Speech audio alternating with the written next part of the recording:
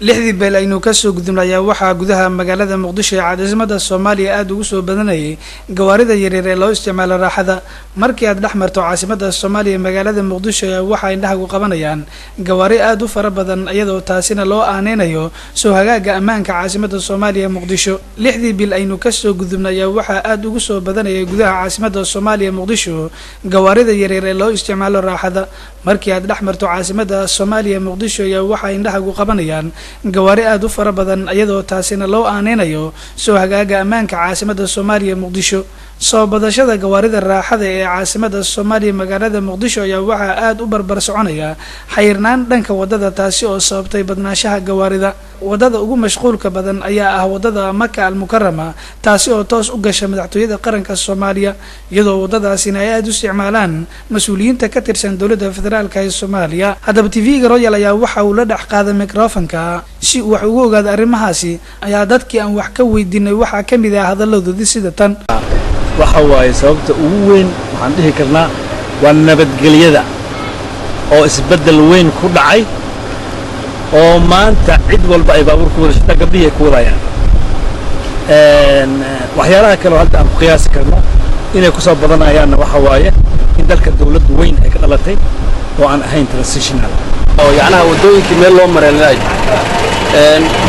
baabuurta markii qarankii hore uu jiray baabuur baa yaryarka canshuurtooda waa la adkeyn jiray sharciga ay ku yimaadaan aad baa loo adkeyn jiray hadda waxay noqotay in qof waliba ay iska keensato iyadoo baabuurtii sharci iyo laysan iyo midna ayna lahayn marka wadadii sidii adhigii yaacayoo kale la foofinayay bay soo yaacayaan wax seeda oo lagu xisaabtamay male baakin baabuur la dhigta male nin walba waa wataa gawaarida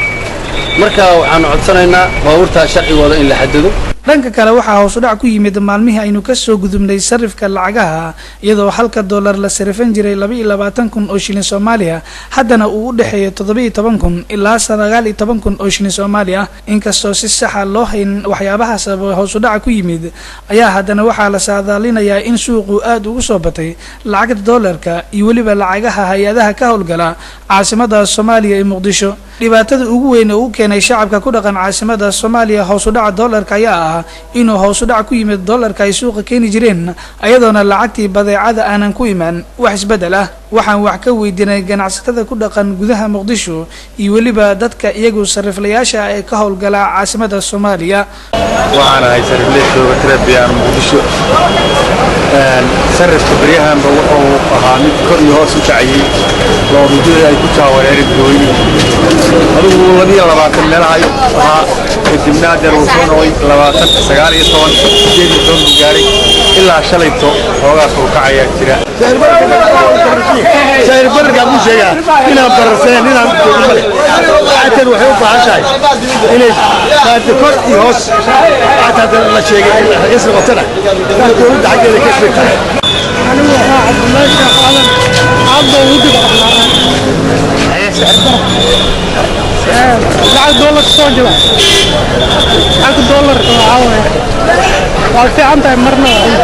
inkastoo lacagta dollarka Mareykanka uu ku yimid hoos u dhacaya haddana waxay shacabka aad u qudareynayaan inuu hoos u dhaco lacagta la siisto badeecada iyadoo ay tahay talaabada ugu muhiimsan ee laga rabo dawladda federaalka ee Soomaaliya inay suuqa keento lacag shilin Soomaaliya aad u fara badan